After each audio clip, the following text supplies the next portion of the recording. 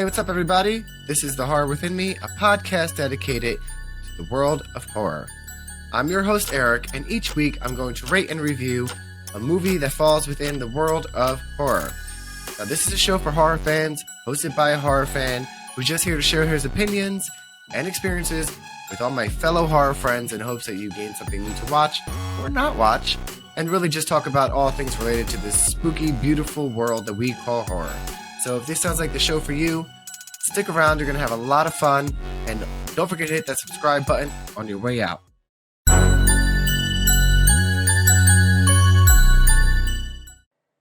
Hi, everybody, and welcome back to another Spooky Sunday episode of The Horror Within Me. I'm your host, Eric, and this is a very special week because this week I am joined with horror and gothic thriller writer Joseph Federico. Welcome, Joseph. Thank you so much for having me. So, you're probably wondering, how the hell did these two even find each other? And this is the beautiful part of the digital world, is Joseph, you found me on Instagram. Correct. I am a social media hound, and I was connecting with horror podcasters, and you were my number one that I wanted to connect with. So here we are. Thank you. Yeah, the world of horror is very fun, and I think the community is really good. I think that's what I love the most and why I feel comfortable putting myself out there. Absolutely. There are so many different subgenres and so many different podcasts out there that each cast or staff that produces these podcasts really has their own unique perspective, which I love as a horror author and a horror, fan myself. Exactly. That's what I pride myself on, is that I love so many like different subgenres within horror. You know, I like the old school horror. I like slashers. I like children's horror. You know, like things I grew up with, like Are You Afraid of the Dark and things like Goosebumps. I love it all. I have been a horror fan since middle school, so but I also started writing my own horror when I was in grade school. So I was pretty young when I got into the genre myself. That's awesome. I know we're not going to tell our ages, right? No. No. So we discussed a little bit about our backgrounds before we decided to record the episode, and we both were fans of R.L. Stine and Stephen King.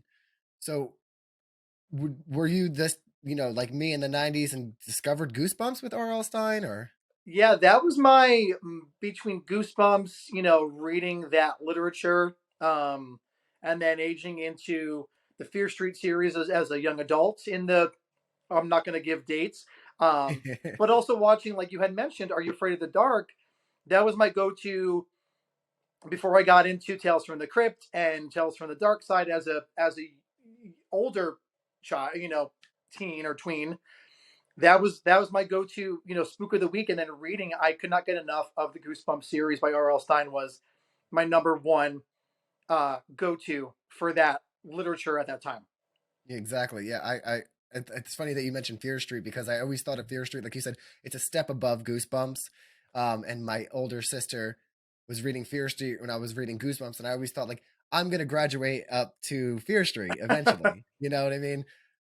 I don't think I ever read them, though. Oh, sorry. I still read Fear Street. He has so many books that are coming out still that I just can't get enough of R.L. Stine, even as an adult. So, did you read his book Red Rain? I have it on my wish list. I did not read that yet. No. I actually read that years ago. So a little background, because I'd like to be like open. So I was never a huge reader growing up. I just played more video games and watched more movies. I didn't start reading until I was in my 20s. Okay. So I'm catching up on certain things. And who I discovered was Stephen King, because of my love for horror, and I heard of him and his movies. So that's where I kind of gravitated towards. Yeah. And R.L. Stine. But I did discover the Red Rain book, which, if memory serves correctly, it was okay. But you as a writer and a reader probably have a different level of what you look for in writing. That makes sense? I absolutely do, especially writing and producing and publishing my own books. I'm trying to, if this makes sense, renegotiate, rewire my brain as a writer, but namely for the queer community, because there aren't enough queer books written by queer people, in my opinion. So I'm trying to put myself in the community's seat, or brain, and trying to kind of reevaluate that literature as well once I start writing those books. I mean, I think that's very important as a member of the queer community as well, is the representation, obviously, and just support and sharing that. And like you said, there's not enough out there. And there's so much in the horror world that I don't know what it is with queer and horror, but we just love it. We just go to it. I don't know what it is about it. And it's all different reasons. I can tell you, I mean, if you want to not to take over the whole conversation, sorry, Oh, God. but for me, this is very cathartic even talking about it because I'm dealing with my own stuff as a writer and a more woke gay man, in my late whatever age I am. you Yeah, know, I know. We got to be cautious of yeah, that, no, right? be very cautious about that. So I'm I work through my own traumas as a queer man through my writing, and I'm not a therapist, I'm not a psychologist, but it is very cathartic to write about these things within my own genre, my own works. But I feel especially as gay men, younger, older, whoever we are within the community, horror brings us together, number one. Number two, I think we're attracted to the genre, and I have new gay friends that also love horror, and meeting them and talking about all kinds of movies, what we watched growing up, and as teens and tweens, even as adults.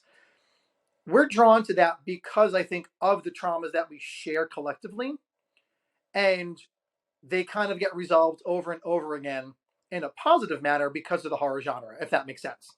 Absolutely. So I think, that's where I come from as a horror fan, but a horror author, and trying to kind of protect myself or my younger self from any horrors that may have occurred within the queer community or my own life story. So yeah, that's important. And I'm glad that you used the word trauma because it's an important word that I use weekly on my you show. do, yeah. It's something important to me because I have I have this relationship in my brain, which is strange with like Edgar Allan Poe, and I say it sometimes where the tragedy, I feel like my life is set up for so much tragedy. Now, this not so much now. I've worked through like I'm not a psychiatrist or mental health specialist either, but a lot of us we've worked through things different ways, like you were saying.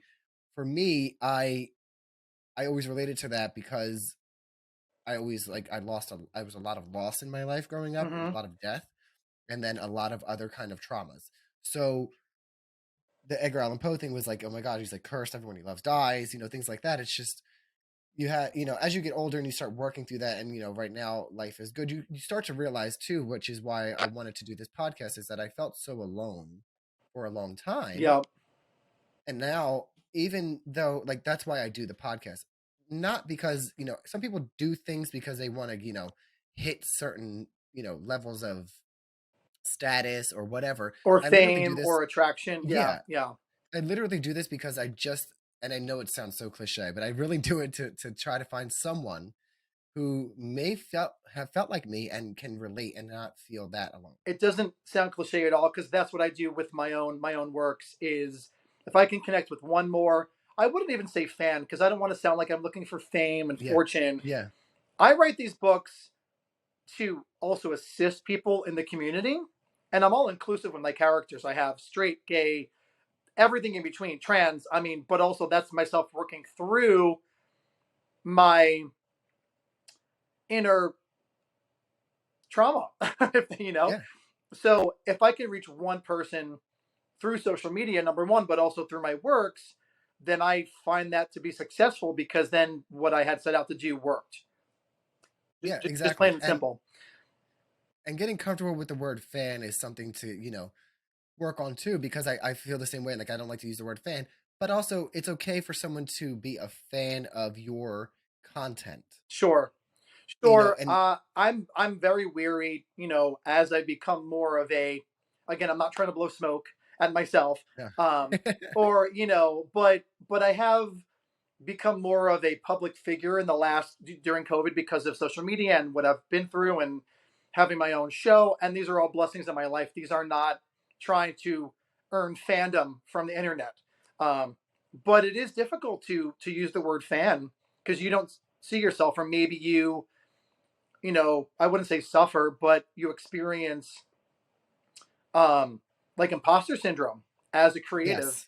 And you're like, what am I doing? Why am I doing this? But also, is it working? And you measure your metrics and your success based off that. Absolutely, and that the imposter syndrome is something I struggle with all the time, with every part of my life. I don't know what it is. Very difficult. Maybe it's a gay thing. I don't know. But Um, maybe like maybe it's a gay thing too. Like maybe it's a curse. Maybe it's a blessing. I still haven't figured that out I don't know if we ever will, but that's fine. We're gonna just have fun yet. anyway, right? It's what we do. Exactly. The gays always make things fun, We don't we? truck on. We make it look fabulous, and we keep on going. I mean, I don't know. Yeah. So I really do want to talk about you as a writer because I it's fascinating to me. So before we dive into that, I'm gonna do what I always do. It's called a terrifying trivia Oh question, boy. and you as a horror fan and writer, you probably will know it, and I usually don't answer it until like the end of the episode. So Okay. I'm gonna ask you again at the end of the episode to give an opportunity for the listeners to see if they get it. So this week's terrifying trivia question is in honor of my favorite writer, Stephen King. Okay. So, my question is, what was Stephen King's first book and the year it was published? Oh my gosh. So, that's this week's question, Okay. and I'll answer it at the end of the episode. Do you think you know it though? You know, I have it in my brain. I could be completely off. I would Okay, like to say Carrie, maybe like early 1970s, like 1972. I'll answer you at the That's what end. I'm giving as my final answer right now. So, Right now, that's your final answer. Okay. So looking over, you have two books out. Am I correct? I have two books out that are the horror genre. Correct. In the horror genre. Okay. And the first one is called Voodoo Juice, correct? Correct. And you released that in 2017. I did. I self published that one. Yes. Okay, and you spell voodoo a little differently. Is there something specific behind that? Um, how much time do we have? So it's a combination of the original spelling of voodoo with VOODOO, and voodoo. They are one and the same essentially. But I put a little twist on it, essentially because I uh, took it from a drink that started the voodoo series back in 2012 on the shores of Myrtle Beach. Was called the Voodoo Juice Bucket, which led to writing the books. So, Okay. yes. So tell me a little bit about voodoo juice. What would all right if so as someone coming in blind, how would you describe the book? Like what is your prologue or So the first one, the first Voodoo Juice, follows Riley Clark, and he's this disturbed homosexual living in the French Quarter in 2014 New Orleans, and a spirit from the past, tries to take vengeance on his family, and he has to resolve that by time traveling throughout the French Quarter in the 18th century as well as 2014. And it's set in Mardi Gras, which is my favorite holiday. You get to eat and celebrate and become a different person, which I think in the queer community we're attracted to that. yes? So that is essentially the first book, and we have to figure out, why Riley's being haunted from his past with his family. It sounds great. I'm definitely gonna have to pick it Thank up you. because it's definitely my type of read. I like the time travel aspect. I like the paranormal aspect, and obviously I like the queer aspect because it even for me, I don't know about for you, it took me a while to get comfortable even reading or watching queer content because I was raised on heterosexual content that even though I am gay, I wasn't even used to being represented. So watching and reading things like that, even to me, felt a little wrong. It still does for me, to be perfectly honest. My partner of going on 17 years, and I started watching American Horror Story New York City last night. Even watching that on screen is still very uncomfortable for me as a gay man who participates in, what we do. What we do. Yeah. We're human. There's no shame in that. We're a very sex positive, family. But I was raised in a heteronormative, town, very waspy, very hush hush. You couldn't be yourself. So I certainly do carry. I do internalize my own homophobia, and that uh, still carries throughout my life, even to this day. Watching a queer centric horror movie or show, or even writing it, is very uncomfortable. But as I had said earlier, that's cathartic to me, kind of working through my BS and hoping it won't be as uncomfortable for my readers. Exactly. And I think it's important that, people realize that even as members of the community, that there is a certain level of homophobia within ourselves. And it's traumas that we dealt with, and ways that we learn to survive in this world. So we essentially So try to be the final girls of our own stories. I mean, exactly. I remember growing up, I would tell people, like, I grew up in an urban area, so very masculine men and things like that. So I mean, when I finally came out, I navigated it to be, well, I'm gay, but I'm not that gay. I didn't want to be too gay. I was the gay that people were comfortable with. and you were living for society rather than yourself. Yes, And exactly. I was the same way until actually somewhat recently this past summer. So Yeah, yeah, I mean, I've been unapologetic for a few years. I was, in a bad relationship for many sure. years, and under a rock. And then I got, ended that and found me. And I was almost 30 then. So, you Yeah, know, I'm right there with you, my friend. I mean, and then we find ways to connect with community. Like, I do this podcast, you write books, and you have the show, and all this other stuff. And it's just really great to have two queer content creators. even just talking about it is so helpful. Yeah, and I'm hoping that there are other listeners that can listen to this conversation and not feel so negative for having those thoughts in their own community. Or that they're wrong, or that somebody Yeah, within the community themselves, itself is being judgmental of them. exactly. Because we are some judgy We can be queens. judgy queens sometimes. It comes with It the comes with the the trauma card. territory. That's all I gotta say. Yes. So sorry, we off I track a know. little bit, but Let's it's let's fine. just go off. It's fine. Yeah, I'm all about that. You wrote a second Voodoo Juice though, and there's an Yes, origins Cody story, and that came out this past year in 2022, it right? did. So August of 2022, I quite literally, and I'm not sharing this again to blow smoke or to just like essentially a It's all cautionary right. You blow tale. smoke. You wrote a book and it's published. Boost yourself up. I'm like still getting used to that. I have therapy for those things. Um, but I was in a very unique position this past summer. I was finding myself again going through my own re-evolution, speaking with new friends that are now becoming family, and their boyfriend. Um, and I was finding myself. I just had gotten back from Florida. I'm also very spiritual, so I think something happened to me in the swamps of no end of nowhere, Florida, and I came back this completely different person, and I had almost finished the book, and there was a lot of the evolution that I put into the edits and the rewrite of the ending of my second book. Um, so I had pushed myself before I had gone on vacation. I had already booked the book signing, and I had invited people to this event I was hosting to release the book officially down in Myrtle Beach, um, where all the gays came out. It was a whole thing. I Oh, cried afterwards. It was a whole big thing. Um, but I rode essentially the brink of insanity trying to finish this book, not only for myself, but what I was trying to work through that had happened to me from between July and the mid August, um, trying to get this project published and written and out, ready for the event and to share it with the world. yeah.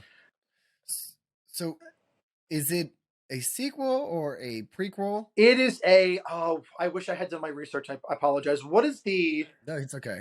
What is the phrase they use in the latest Scream? It's not a prequel. It's not a sequel. It's Oh, a yes, it's yeah. Oh God, what is it that. called? I know this. It's like what everyone's doing now. It's like with the legacy characters, and Yes. they swap out all the other sequels, and it's just a direct sequel. Oh my God, I know this term, So and I don't whatever remember. we're thinking of, at the same time, that's what this second book is.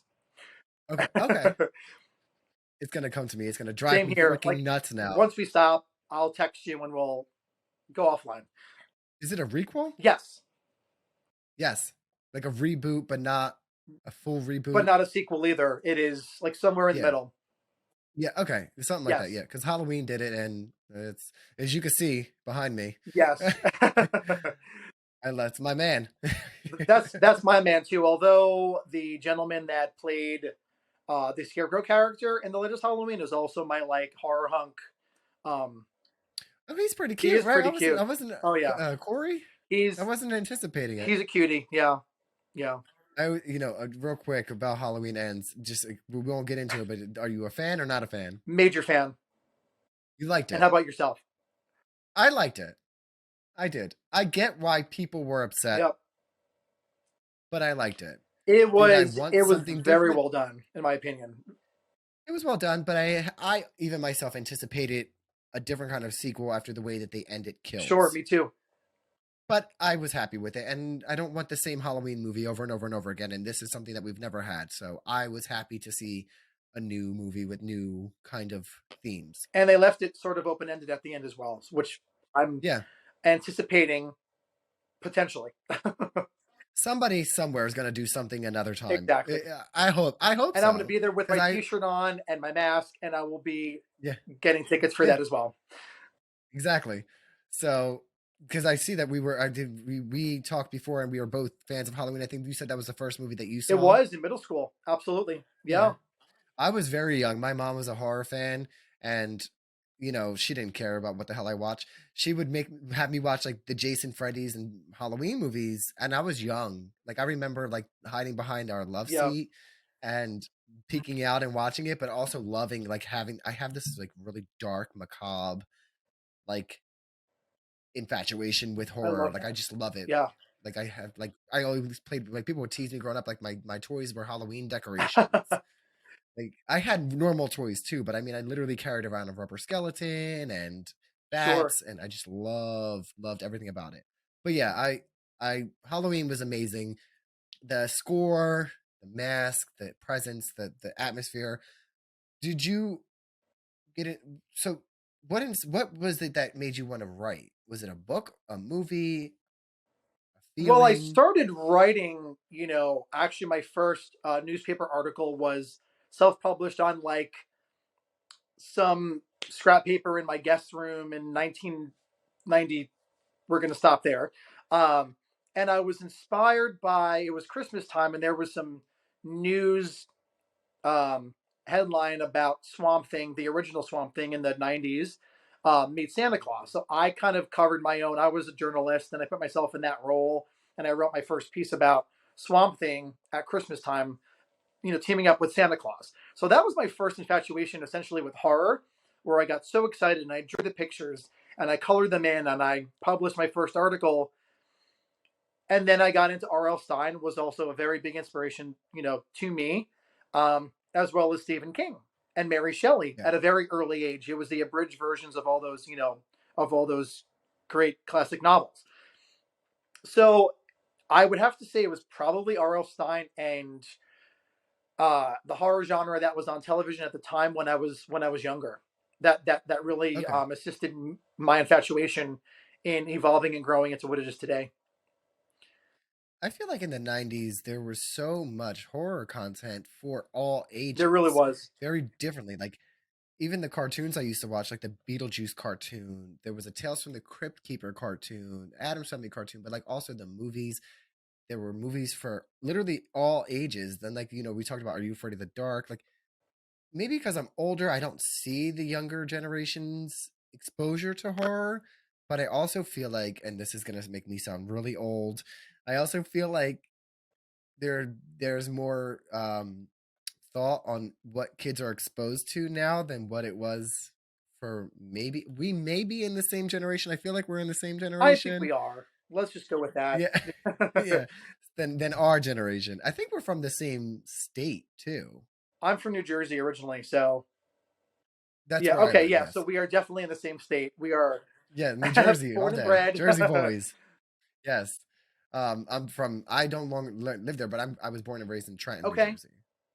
So very different. Then so, yeah. Um, but yeah, the way things are today, I feel like there's a lot of restrictions on content. Well, maybe not on digital content now because now there's like literally everything at their fingertips. But I mean, parental things that people don't want their kids watching or seeing. But there are ways around that because I have two. I have a niece and a nibbling. One is non-binary, which I'm also getting used to, and that exposure and like loving them no matter what. Number one. Yeah. So they introduced me. They're a whole different generation to 8-bit horror, which I had not been introduced to. That's kind of jump scares, electronic horror that's on YouTube, and Oh, nice. I that completely scares the what out of me.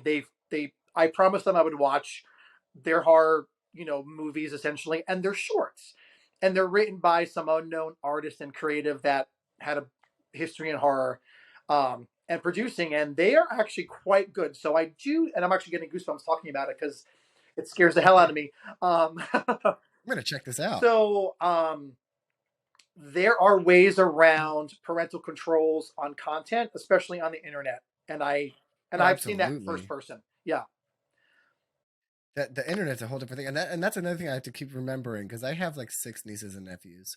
The oldest is 23, the youngest is 1. So growing up with them, like they some of them really are big in horror, like me. Like my niece who's 13, she loves horror. We stream like Dead by Daylight together. We go to the horror convention. We love everything about it. But then I have a nephew who's not so big on it, so it's kind of fun. But like you were saying, there's little shorts. Everything is on YouTube or TikTok now, it's very and consumable, very snackable, and actually, sorry to interrupt, but it no, just go ahead. came to mind. It's called the Walton Files, and I would recommend everybody going on YouTube and watching. If you have like 3 hours of time to kill, it's well worth it. It's funny that you mentioned like this the timing that they are because everything is so short now because we consume so much information that people have such short attention Exactly. spans that they want to get everything within a certain amount of time and be done. Correct. Like I think I saw something on the internet the other day that was like bring back television shows that had 23 Yeah. episodes and none of this 8 episode Yeah. bullshit. And I was like, I mean, I was a huge Buffy the Vampire Oh my Slayer fan. Like gosh. Yes. Sarah Michelle Yes. Gellar is my god, and I love her to death. But there was a lot of episodes. There, even in the rewatch, once COVID, we all binged shows and such. Are Yeah. and the comforting shows of our childhood in the '90s and early 2000s. Um, I would have to agree. Bring back the 23 episode seasons, or at least try to, because For some or at of least them. some of them, because that content is still consumable and snackable. We can stream it on YouTube. I mean, well, yes, YouTube, but also Netflix and Hulu, whatever streaming services you have on your smart devices and television. Yeah. But give me more than eight episodes. True Blood was only 10 episodes, or and then it switched to 8 episodes, and then I never finished oh True my Blood. gosh, we need to I'm a terrible terrible, person. terrible gay, terrible gay. A terrible guy. I used to watch it. I don't know. I think I stopped around season 3 or Oh, there were 4. like 6. Yeah. And it's so funny that you mentioned this because I was on Hulu because so my husband is not a horror Oh, fan travesty. at all. He is my light to the darkness within me. Um, but because he's married to me, he has to consume certain levels of horror content. Like if there's going to be anything that we do together, like not saying that there's other stuff we do, but anyway. So he's seen all the Halloweens because I'm a huge fan. He's seen all the Screams, like he's seen those kind of movies, but certain things he's just not excited to Sure. see. Like he won't watch Terrifier. Like that's not his thing. So I still haven't seen Terrifier 2 because I have to find the time for 2.5 hours To to block that watch out it. in your calendar to get through those. Yeah, but I was on Hulu because I'm trying to finish the second season of American Horror Stories, the Yes, shorts, and True Blood is now on Hulu. I did not know that. I didn't know that either, but I'm like, oh my god, I can go and finish watching Yes, True I Blood. highly recommend. I may have to come on and talk about True Blood with you once you finish. Yes, we're gonna have to do a Yes, recap. We'll do a True please Blood do. episode. Yes, but yeah, it's also I think the reason that seasons are so short is because they want to create these binge worthy shows that you can finish in a day. Like I just started, this is not horror related, but me and my husband were looking for something to watch together. So we started watching The White Lotus on I just HBO finished. Max. I just finished. So we just finished, we watched the first season in a day. There's only Yeah. 6 episodes. I mean, what are we doing with our lives? What does that say about us? 6 hours on the couch, but whatever. No judgment, But because I do the yesterday we same thing. started. Like, in between meetings and clients and everything else. Yeah, Yeah. yeah. So we watched the first season, and we finally started season 2 yesterday. I think we're on episode 4. But yeah, we can watch. We watch an entire season of a show in a day, in an Even afternoon. that, I know it just swept the Golden Globes last night. Is I was so mad that there was the Golden Globes on, and I didn't I realize know, it. bad gaze. That's cool. I get my recap on social media and Facebook. Yeah. Did you see Jennifer Coolidge's I intro I did thingy? not see that yet. I saw all of her interviews except for her intro. She did like a present to her award presentation. It's so fucking She funny. is. This is the year of Jen Coolidge. Hands down. She's It my is. current queen. In many different ways. So I'm definitely gonna have to put in the fact for the gays in the description of this episode that you want to listen to this because it's not just about horror. We're just we're fabulous just gays over talking here about today. all the gay things. Yes, exactly. But yes, so we are gonna circle back to you because I'm so Sure, intrigued by like the writing thing because I used to I everyone was a writer at some point when they were sure, younger. sure. Nothing against what I'm saying to No, you, but like no. for me, I used to try to write little stories and let my sister read them and stuff. But I should have pursued, but I didn't. But yeah, so we talked about some of your inspirations were like R.L. Stein, Stephen King, the television shows. So one of the questions I was asking is like the elements that you believe as a writer that you need to put inside of a horror Sure. piece. So like like movies have like the lighting and the music kind of instruments. So what do we need as a writer to have in books? Something that I'm like getting emotional for absolutely no reason. That's one of my things. Also I'm That's fine. Italian, so I get very emotional with my hands. Um, I'm not Italian. I just yeah, am gay, just and I it's just it's sway my it's like hand. our thing.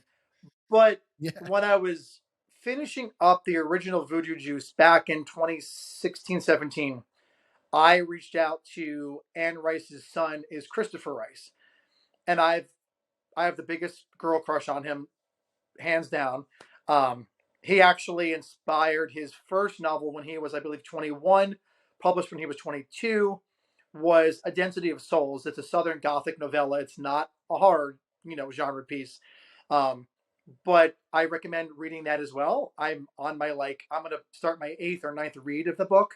Um, Oh the wow. only, I'm getting catty for a second. The only good thing that my ex was good for was to introduce me to Christopher Rice. Um, Whatever. Yeah. Oh, we all have to throw shade. I mean, it's not a damn. If we're two gays talking and we're not throwing shade, we're I not. am throwing major shade, but that's the only good thing he was, the thing he was good for.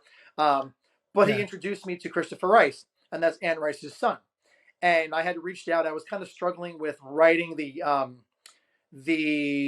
I believe the prologue to the first book, and he had given me Right. this piece of advice, and it works very well in the horror genre, especially if you want to become an author or a writer.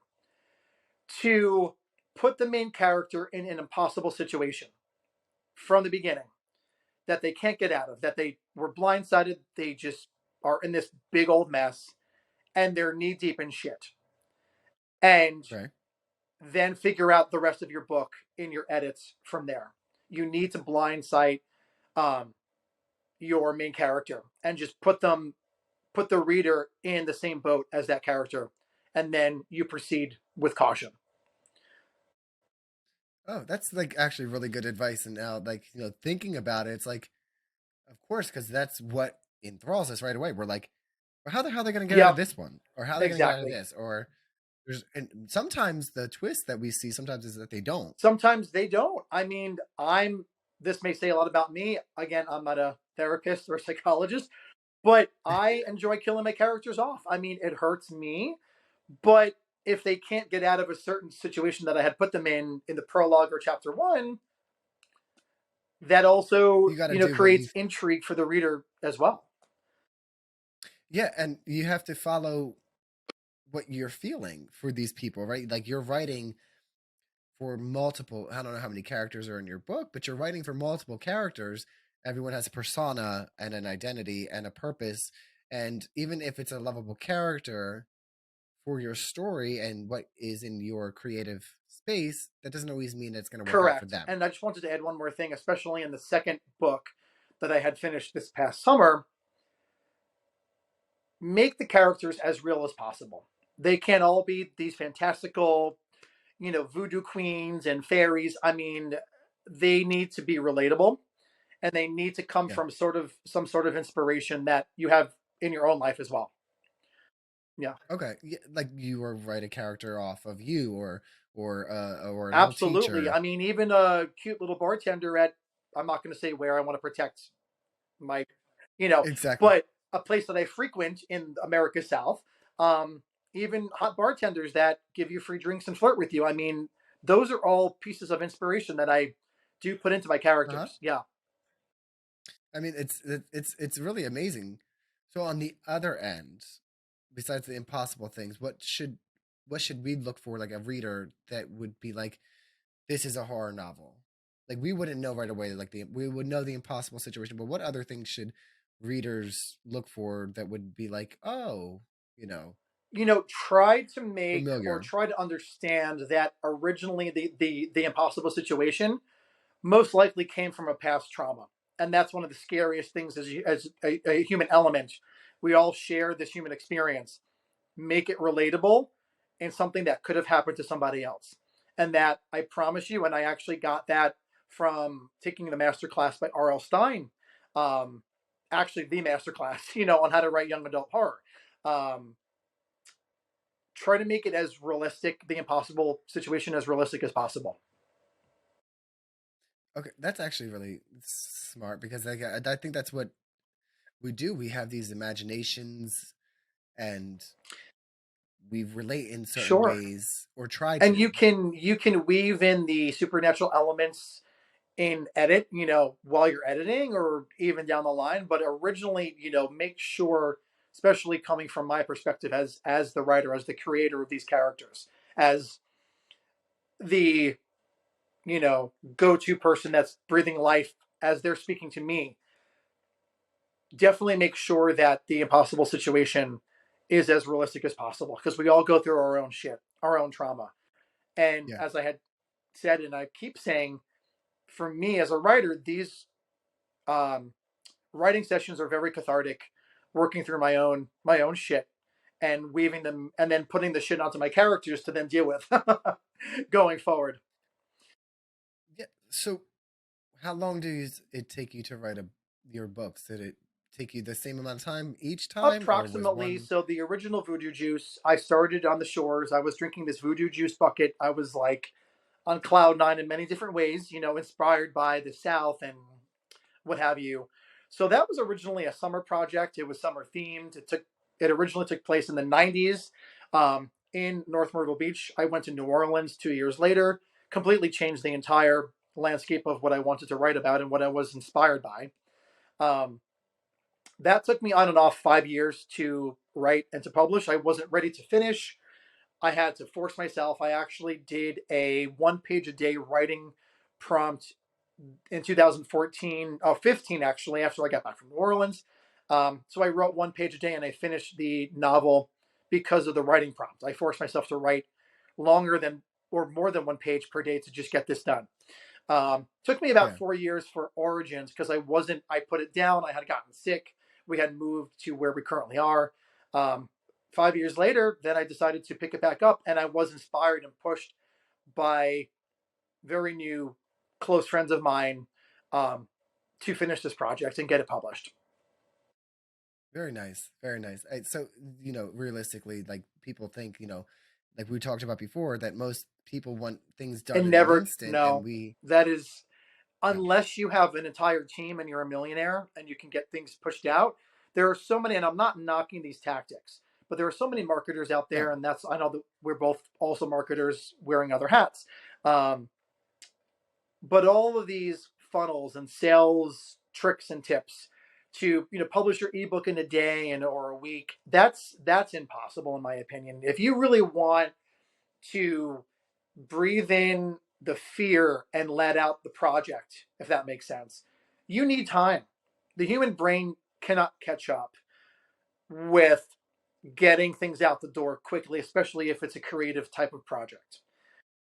Yeah. And I'm not ashamed. It took me 5 years for the first book and 4 years for the second book, and I literally, and I love this in hindsight. But when I was going through all the bullshit of getting it published and getting it ready and being inspired by so many different avenues in my personal life at the moment, quite literally riding this roller coaster of insanity. My fingers were bleeding. They hurt. They were. I was just done, but I pushed myself to finish. Yeah.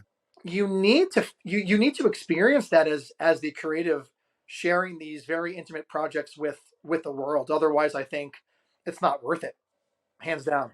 Yeah, and you're taking a risk by putting yourself Extreme on these risk, pages, risk by even sharing. Again, getting very emotional in the sense that sharing with certain people in my life what the book was about, sending excerpts, making sure that they were proud of me, making sure I was proud of myself. yeah, Um, Even potentially ignoring my partner of 17 years just to get in the mind space of leave me the f alone.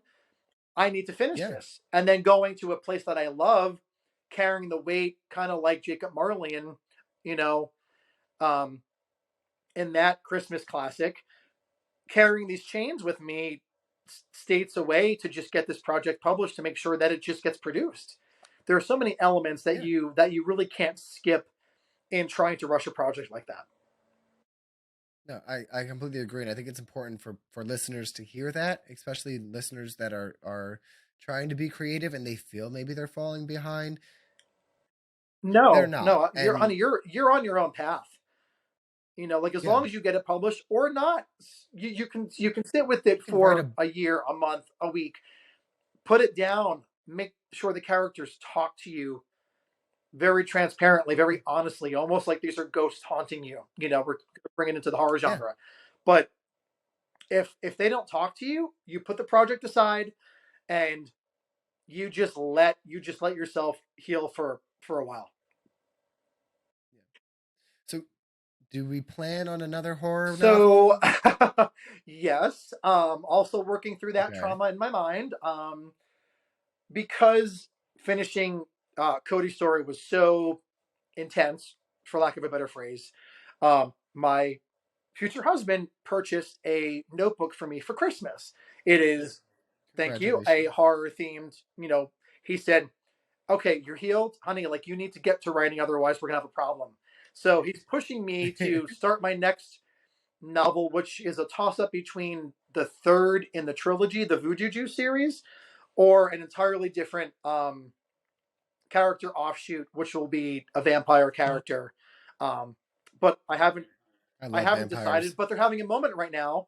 Um, so I may kind of find the middle ground and also become inspired by other friends of mine and um, what's happening in the world of vampires right now. With AMC just finished Interview with the Vampire, the reboot series. That was Anne Yeah. Rice's series.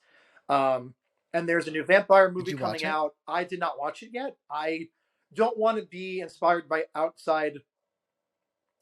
Um, Okay. Themes. Not yet. I think I would like to outline the Yeah. project before watching any more vampire shows or movies. Yeah, That's smart because there's so many like ways that it's portrayed. I watched only like the first episode, and again, this is one of those things that I was gonna watch without my husband. He watched the first episode, and now we've never got to pick it back up because we're just life busy with other happens. stuff. If if he didn't want to watch it, I'd be done with it already. Let me just tell you, they're fucking hot vampire men. Like, what the hell more do you want? That's all I need to pique my interest. I mean, I mean, There's like there's gore, there's a story. It's New Orleans. It's what very more do you you. want? I mean, Yeah, maybe don't watch it yet because yeah, it'll. maybe like kind of mess with my creativity. Um, but Yeah, speaking of, to just like interject about the whole New Orleans thing, every time. So this is a personal shout out to my best friend, my best female friend. Her name is Melinda. I traveled with her to New Orleans, once every 2 to 4 years. Um, so every time that I go, I have a different paranormal experience with her. That she actually experiences at the same time that I do. Um, so I it's wild. actually um, weave those experiences into my next projects. Yeah. That's awesome though. I love the paranormal stuff. I'm one of those people that will like get into like paranormal ghost stuff, freak myself out, and then be afraid to be at home alone. Like I don't know why I do Yeah. that shit to myself. Well, I need a lot of sage. I also, not to sound like I'm completely insane, but I also, uh, this happened throughout my entire life, but also this past summer, essentially when I've been elevating and evolving myself. Um, I also experience things pretty much on a daily basis in my house while I'm traveling. So those also help to get the creative juices flowing for my projects. And you don't Well, sound thank you. insane. People, you know, I think that it's important that we learn to speak our truth without having to put a Sure, disclaimer that of what other people might think you exactly. sound like. Because I'm working on that with myself because I feel like I do a lot of over explaining or Yeah, justifications for things, and that's one of my New Year's resolutions is that we don't have to do that. The right people are going to be attracted, and I don't mean sure. in a sexual way, but the right people are Your going to be tribe will attracted to find you. you. Yeah, I've learned that myself. I have crystals in my house, and I have my sage. I've always been spiritual. I've always had this connection with paranormal things, and it actually runs in my family. And I have become more Sure. open to that and honest about it, and not really caring about other people. And if they think we're crazy, I mean, they're probably right, but not about We're that. still here talking about it, and we Not need to go because of offline that. and have a different conversation. So, yeah. Exactly. So But that was yeah, so. I just Oh, I'm wanted to sorry. Go say, ahead. yeah, it's no, I was gonna say it's really nice that you have these inspirations and whatever works in your life and who's in your life, Sure. that's great. And nobody's gonna if people think you sound crazy, they're not the Sure. right people. I agree 100% on that. Back when I was traveling 2018 in New Orleans, that's when um, my friend and I, after the book signing for the first book, um, at I'm not going to say the location, but it's the old French Opera House. Everyone can Google and see what that currently is in the Okay, French Quarter, um, for liability issues, just in case. But the old exactly. French Yeah, Opera House was this hub of French society in the French Quarter, back in the 18 and early 1900s. So my friend and I were celebrating the book signing because it was where I had wanted to have this event. We went out partying at these different brew houses, and we were going to go home to the again, not going to say where, to the hotel, to get ready to go out for dinner and celebrate even more. So the Ubers wouldn't pick us up. The Ubers were just skipping us 20-minute wait, 30-minute wait, 40-minute wait. Nobody would come. So we're just pounding back the beers, having a grand old time, talking. I'm getting goosebumps because what I'm about to say still freaks me the fuck out. So this Uber, she keeps canceling, canceling, canceling. This Uber comes in like less than 2 minutes. She goes, "Okay, wrap your shit up. We need to be outside." So this guy's telling us, this local's telling us where the local drug lords live and the celebrities and crazy ass stories, which I love to hear the human element behind people's, lives, and where I'm really celebrating life myself in New Orleans with my best friend. So he's asking us about our day. And my friend was kind of like egging me on, and we're a little bit tipsy, going home. And she had said, well, he had a book signing earlier today. And this gentleman had asked, well, where was it? And I told her the old French Opera House. And he said to me, well, what happened to you? Unprompted, he knew something was up. And here come the goosebumps again. My chest is like this prickly pear. So I almost got out of the car. I wanted to just run from this guy because he knew something was going on. And my friend looked at me like she went completely pale. And I said, well, what do you think happened to us? He was reading some kind of energy, between yeah. us. And I had said that my friend heard crackling noises as if a fire was starting, kind of like a paper crumpling or a campfire starting in the woods, Yeah. had started while I was at my 2-hour book event. He almost crashed the car.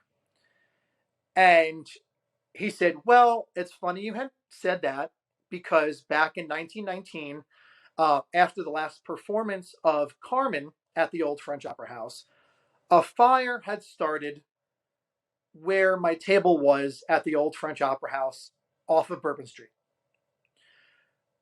So that was the inspiration for Origins, and the prologue in chapter number one.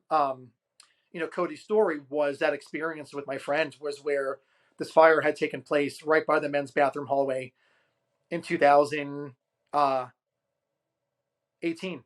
So That's it's freaky, and I completely relate to those kinds of stories because things like that happen to me too, and it's unexplainable, and it's also validating when other people experience with you, or you can have those conversations but my without people friend had looking the at you. experience first. So we're signing, and I'm nervous, and she's getting me beers and beads, and I'm promoting it on social media to get a crowd. And she turned to me about like an hour into the 2 hour event, and she said, "Do you hear something?" And I'm like, "It's not the air conditioning. It's not the rain outside." So I started taking pictures to see if I can get any, physical evidence on camera, orbs, whatever. I'm a big fan of Ghost Yeah. Adventure, so I know like the tools, what to look for. So I get Okay. up, I go around the table to her side. She said, "It stopped because you're here." I said, "Okay." I walked back. She heard this crackling noise again. Then she said, "It is going because you had left." So I'm walking like 2 feet forward, 2 feet back. I'm doing this little shuffle dance. Yeah. And then I hear a faint crackling myself, but not as loud as she had. So we didn't think anything of it until we had, gone in this Uber, and he confirmed that's where a fire had started after the last performance of Carmen in 1919 of December. So It's just it's that's so wild. And New it is Orleans haunted is as haunted hell, as but it hell. is the most fabulous city you'll ever visit, hands down. I've never been. I plan on visiting someday. Someday, Someday. I highly recommend it, and I will give you a list of places to check out and have some fun. So Perfect. So I'm gonna move on to the last part of sure, the interview, which is our recommendations on sure. different horror novels. So, everyone wants to know, what do we read? What do we like? You know what I mean? So I have 5 books that I picked to recommend to you listeners and to everyone. Now this doesn't mean these are my top 5 all-time books right now. Um, as I mentioned earlier in the episode, I still am discovering different books, Sure. still reading different books. But these are the 5 that I thought of that I really liked. And if you, as a listener, are getting new into the horror genre, in the books, here's a couple that I think would work. And I wonder if you have read any of the ones that I've read, which I'm pretty sure a couple of them you probably have. So my top 5 recommendations would be Stephen King's Pet Cemetery, Stephen King's The Shining, um, The Final Girl Support Group Okay. by Grady Hendrix, Bathhouse by PJ I had Vaughan, did not, but that's going on my list after we speak. and and A Head Full of Ghosts by I Paul love Tremblay. that list. So, Pet Cemetery and The Shining I bought on Amazon during COVID. It was just my job had shut down. I was in the medical field and it shut down Oh because it was an boy. outpatient place. And during COVID, everyone had to go, they needed supplies, whatever. So I was in school at the time online. And so I would spend my days doing my homework during the day. And then I had all this time during the evening Sure. now because I didn't have to work. So I was like, I want to read these books. So I bought them because I wanted to try to read more Stephen King's. I have also a personal goal for me is to read it. I've had the book forever. I always get through like 3 chapters Yeah. and I never pick it back up. It's not bad. It's Very just intimidating. very His books intimidating. tend to be intimidating. Yes. They're like It's this just a big, huge and you're book. I don't like, know "Whoa, why. I need a moment." Yeah. So I read Pet Cemetery in Wow. 2 days. And for me, like that's not for me as a reader, I'm a slow reader. Like I started his new book, Fairy Tale, and it's great. And then that was 2 months Yeah. ago, and I never picked it back up. I've been doing other things. I have like ADHD or something. But yeah, Pet Cemetery. I've seen the movies, but reading the book, so graphic and different, and I understand why he's like the master of horror writing. Reading like early work like this, so good. And the same thing goes for The Shining.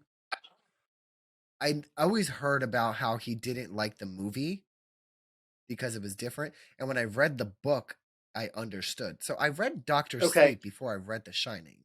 I seen the movie, but when the book came out, I read the book, and there was parts in it that I didn't understand because sure, it was a sequel from the book. But The Shining is amazing, and it's sad that they did. The movie's great, but I would have sure, liked to see more of the sure. book. Have I you read either of those? Pet Cemetery, yes. The Shining, I have not. That's also on my wish list. I have a whole library of my TBR list. I'll never get through, but one Okay. can hope. Um, I have Yeah. not read that, but I have read other Stephen King novels again as a young adult. So, yeah. Okay. What's your favorite Stephen King novel? Tough It's question. a tough question. What's I don't have one. I mean, that sounds very cliche. I'm not trying to get out of the okay? answering this, but No, no, no. I mean, I don't think I have a he favorite. I mean, I, just I would just pick Pet Cemetery. I think. it's really difficult because his hard novels are just so unique in many different ways, and I just really can't pick one, honestly. Yeah, I think I'm a fan He of is just the way he such, oh writes. my gosh, his style is so unique that we will never have again in our lifetime. So Yeah. Now, have you heard of I the did. Final That's Girl also on Support my Group Amazon book? wish list. It's so it's so campy and fun.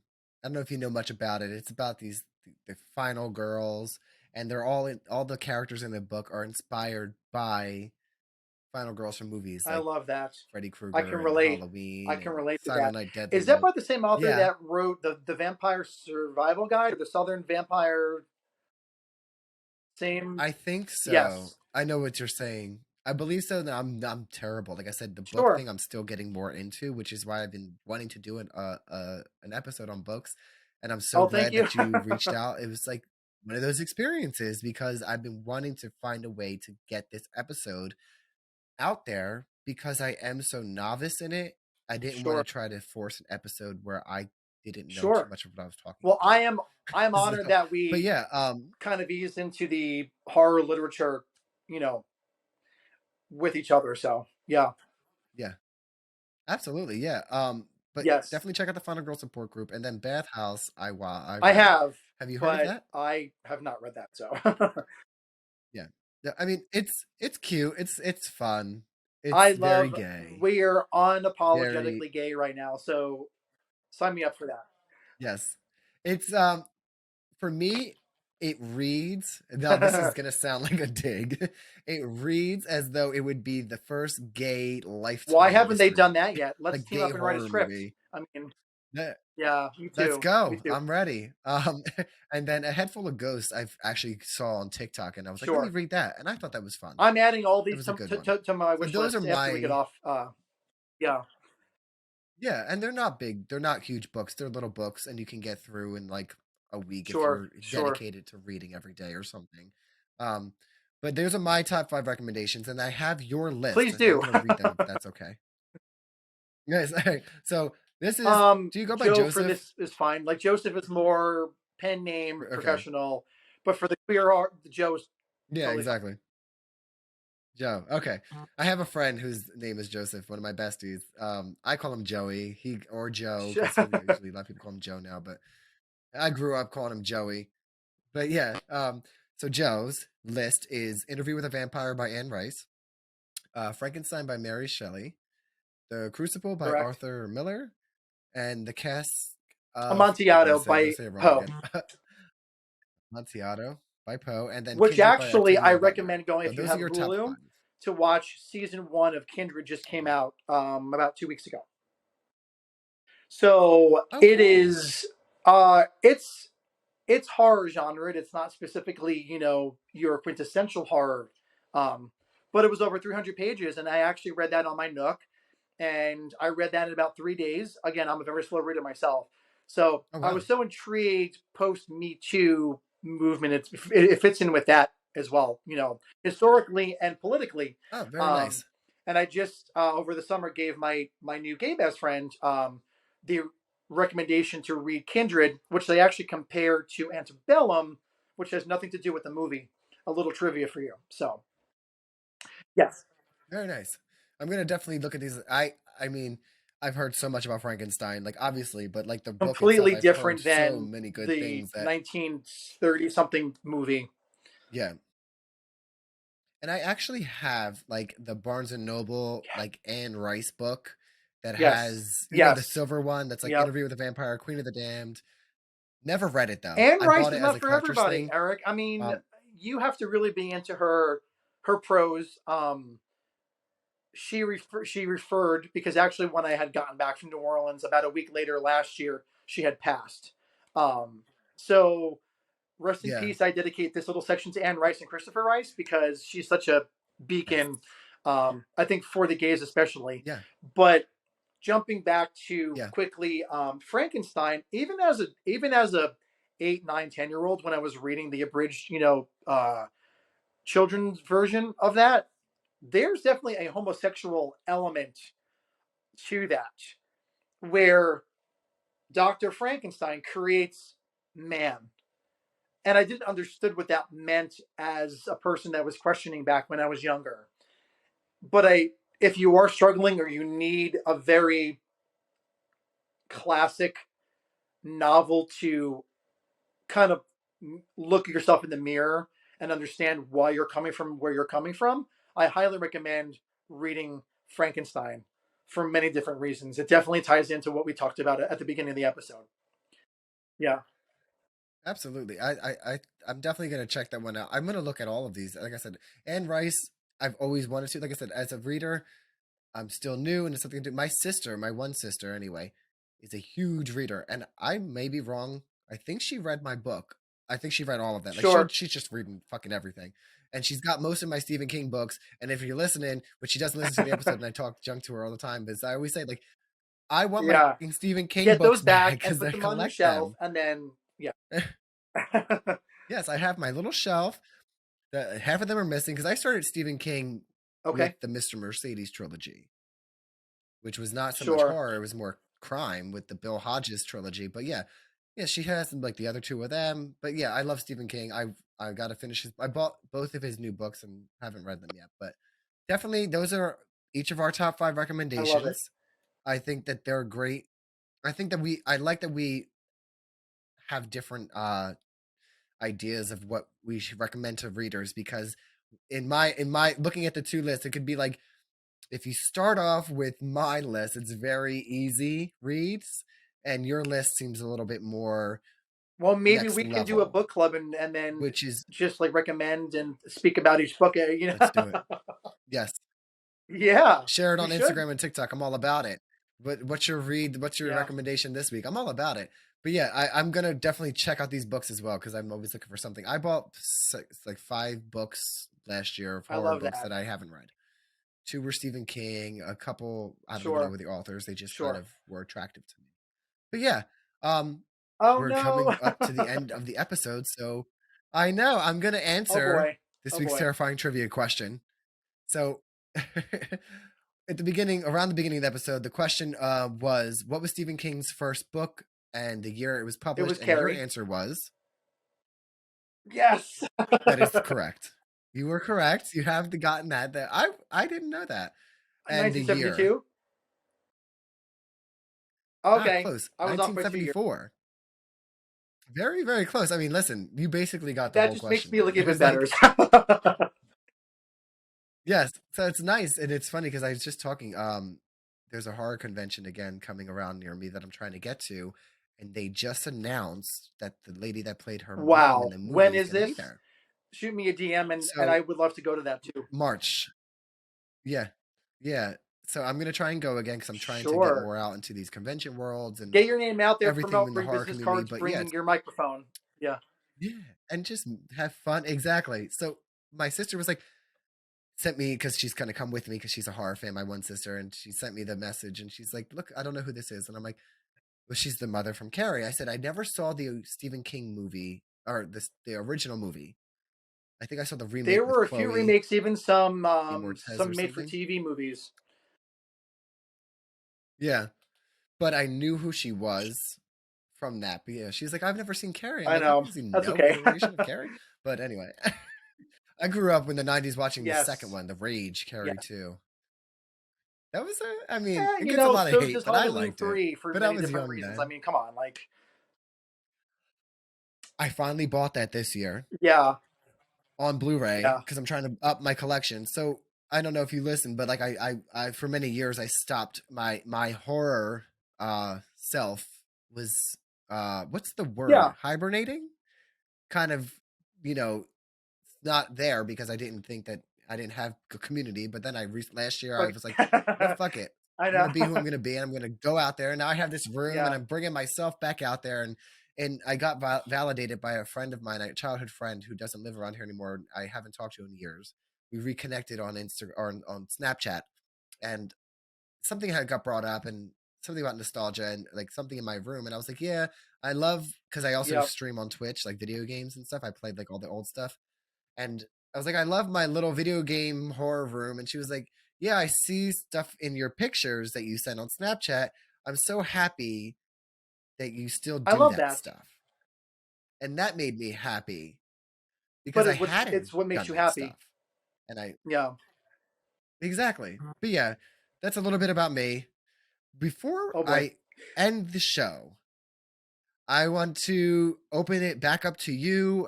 Anything you want to, Voodoo Juice, it says, what I think is correct. Voodoo Juice Origins is your second novel. It's out on Smashwords on ebook format and downloadable on Barnes Correct. and Nobles for Correct. three ninety It nine. is the perfect read because now it's carnival Okay. season. King's Day was last Friday, and it's a good introduction to the horror genre, the queer horror genre, as well as Mardi Gras and all things New Orleans. So yes, Okay. What do you want to, last things do you want people to know? Like how can they find you to keep up with content that you're giving out? Do you have a website, yeah. So your I would handles, definitely anything like that? recommend if you guys would like to connect with me. Thank you so much, first and foremost. I would love to speak with fans, readers, queer queers of all ages and genre. And such. But you can find me on Instagram mainly at Joseph A. Federico. I post stories, do recommendations. I also am a social media marketer. That's the other hat that I wear with my own business. You can go to anchors2duskpublishing.com, or you can actually text or call me 973-289-3517 to order a hard copy of the book signed, the first two books, or also book a time with me to work on your social media or your horror business going forward. Yes, that's perfect. Well, I really, really, really appreciate you reaching out because, like I said, this was The something I've pleasure is been all looking to mine. Thank do, you so and I much. appreciate having having conversations with fellow queer horror fans because But there's we're not out that there, many that I and know the right internet now. brought us So building together. this So, community, yeah, yeah. So we're gonna bring us all together as one queer, yes. scary, queer horror day. But again, thank you so much. I'm gonna look at those books because I'm very interested Thank you very in much. your work and they caught my attention. And I'm a blunt person. I'd be like, oh, it's not my style. Like I would be honest, but the paranormal, everything about it is very intriguing. So I'm gonna check them out, and hopefully we remain in touch I would and love swap that. Thank you ideas so, and so things much for like that. It everything, would be Eric. wonderful. We'll do another future episode. So I end every episode by saying stay spooky. So I'm gonna say that. So I always say everyone have a great night. Stay safe. I Definitely. say stay Yes. spooky. Bye, everybody. Bye.